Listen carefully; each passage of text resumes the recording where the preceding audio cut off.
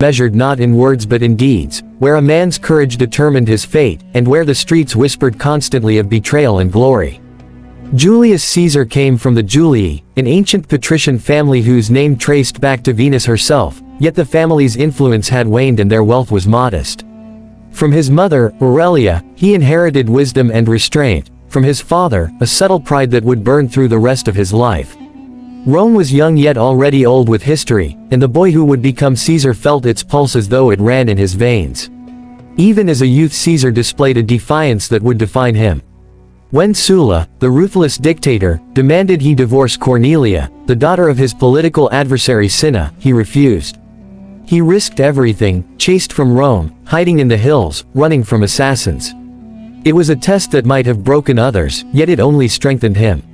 History records that Sulla, impressed yet wary, said there were many Mariuses in Caesar, unknowingly predicting that this young man would one day dominate the destiny of Rome itself. Before Rome could see the fullness of his genius, Caesar learned the lessons of courage and audacity at sea. He was captured by pirates on the coast of Asia Minor, and when they demanded ransom, he laughed, insisting they ask for double his value. He treated them with mockery, feigned compliance, and promised that once free he would return to punish them. The pirates laughed, unaware that he was serious. Once ransomed, Caesar raised ships, pursued them with relentless fury, captured them, and fulfilled his promise.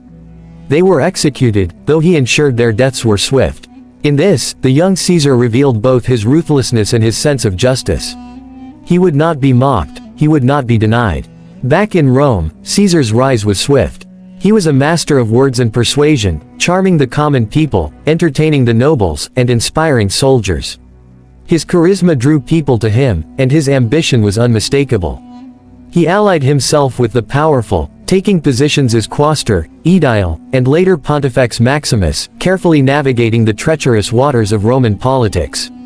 Every speech, every gesture, every calculated move made him more visible, more respected, and more feared.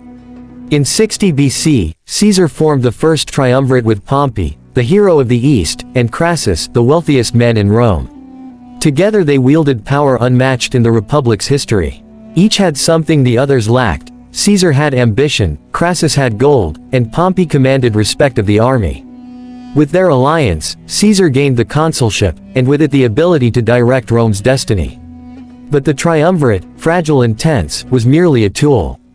Caesar's eyes were set beyond temporary power. He wanted conquest, glory, and a name that would endure beyond generations. Appointed governor of Gaul, Caesar faced a land that was wild and untamed, a place where forests and rivers hid fierce tribes, and where the very earth resisted Roman authority. He saw opportunity in danger, and with meticulous strategy, relentless discipline, and a deep understanding of human psychology, he transformed a chaotic territory into a stage for his legend. The Gallic campaigns were not simple wars, they were tests of genius. Caesar faced tribes that numbered in the hundreds of thousands, armies that moved like storms across the countryside. He forged alliances with some, crushed others, and built a reputation as both diplomat and destroyer. Every campaign demonstrated his mastery of strategy, his ability to read the enemy, and his flair for bold, unexpected maneuvers. The greatest challenge came with the Helvetii migration. They attempted to move their entire people through Roman lands, threatening the stability of the provinces. Caesar met them with precision and patience, defeating them in pitched battles, forcing them back to their homelands, and demonstrating for the first time that he was not merely a governor but a man who could bend the course of nations to his will. But even greater challenges awaited. Vercingetorix, a young chieftain, united the tribes in rebellion. He was bold, determined, and his people rallied behind him. He employed guerrilla tactics, burned towns to deny Caesar supplies, and struck with lightning speed. For a time, it seemed that the Roman army might falter, that Gaul might remain free.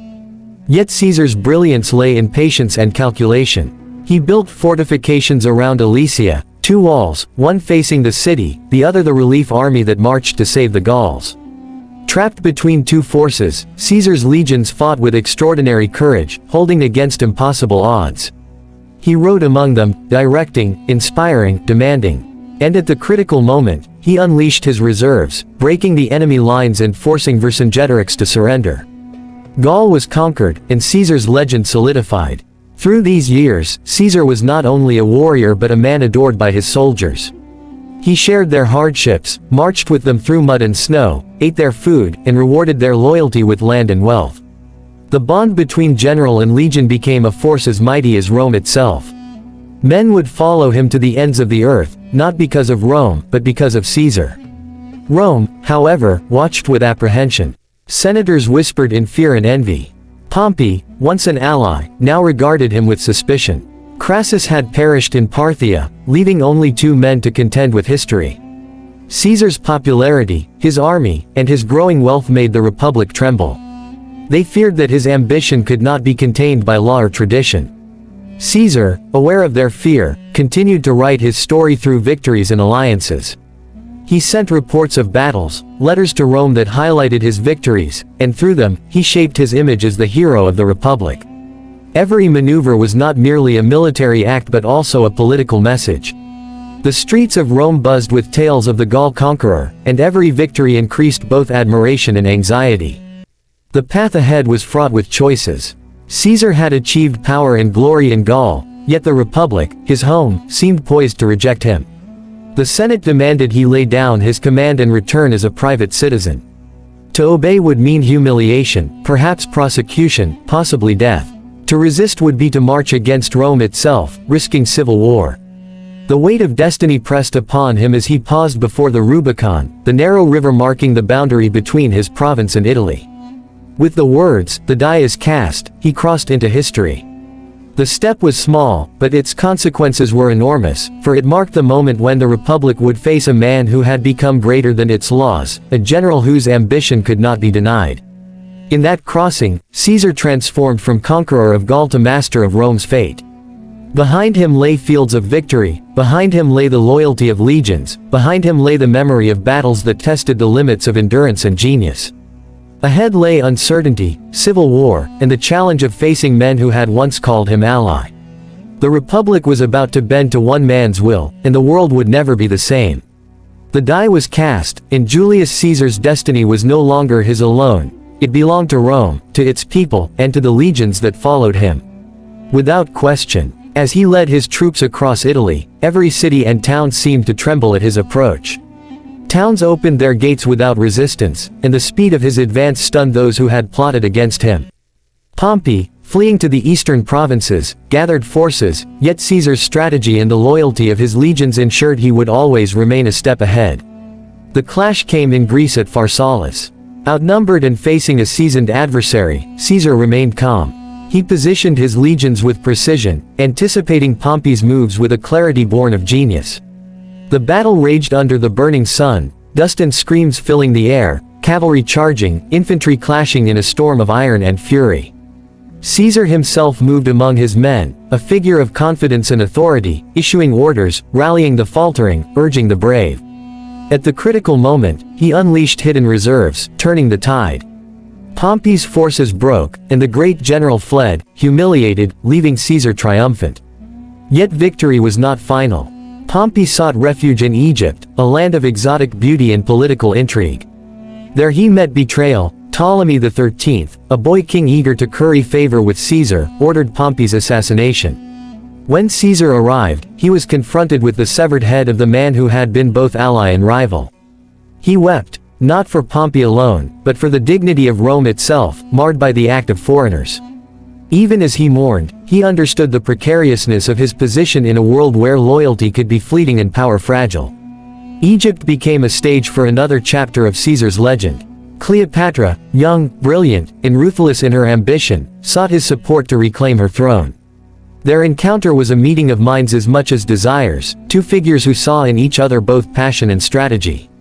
Together, they orchestrated a campaign that would restore Cleopatra to power, survive battles that raged through Alexandria, and witness the burning of parts of the Great Library. From this union a son, Caesarion, was born, a living symbol of a bond between Rome and Egypt, between ambition and legacy. While the East was secured, Caesar's eyes remained on Rome and the Republic that teetered between admiration and fear.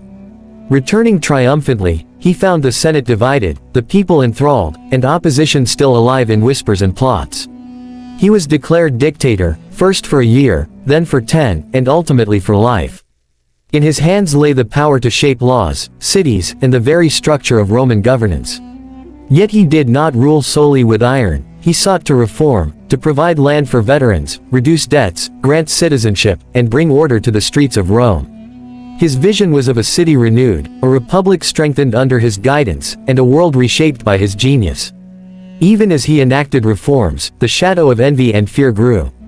Senators whispered, conspiring in secret, seeing in Caesar the end of the republic and the rise of a monarch in all but name. Among the conspirators were men he had once called friends, allies, and protégés.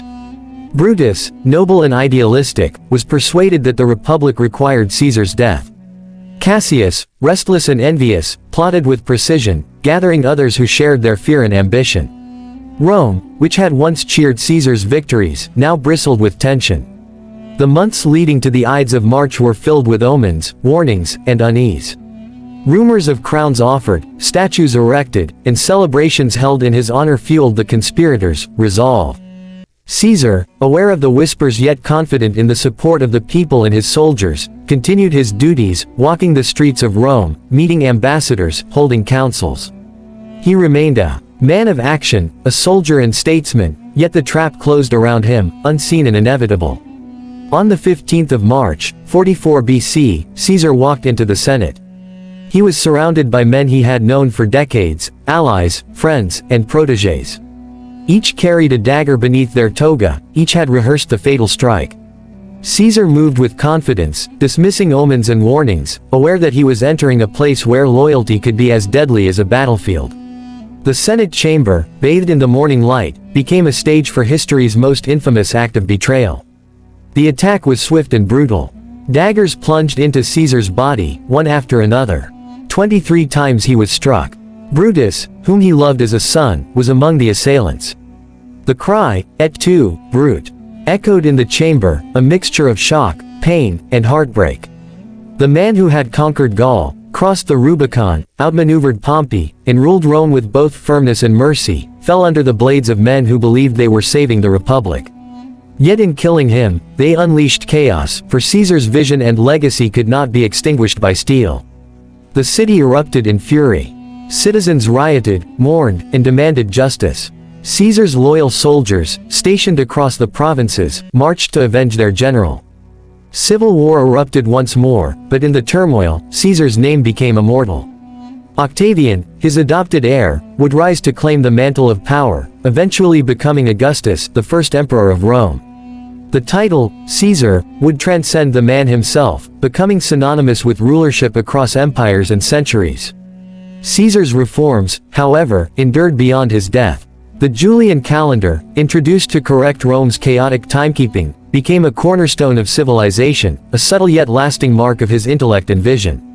His policies regarding land distribution, citizenship, and governance laid the foundation for the empire that would emerge from the ashes of the republic. The man who had once been hunted as a fugitive, mocked by pirates, and opposed by senators, now shaped the very fabric of history. Even in death, Caesar remained larger than life. His story was told across the Mediterranean, from the streets of Alexandria to the hills of Rome, from the forests of Gaul to the palaces of the East. Generals and rulers studied his campaigns, emulated his strategies, and revered his audacity. His life became a testament to the power of vision, courage, and the relentless pursuit of destiny. Men would speak of him not simply as a conqueror but as a force that reshaped the world, a man who understood that greatness demands both sacrifice and risk. Julius Caesar's legacy is not measured only by victories in battle or reforms enacted. It is measured by the indelible mark he left on history, by the fear and admiration he inspired, and by the world that rose from his ambition. From the banks of the Rubicon to the marble halls of the Senate, from the rivers of Gaul to the palaces of Alexandria, Caesar's life was a symphony of courage, strategy, and vision. He was a man who lived beyond the limits of ordinary mortals, whose choices reshaped the world.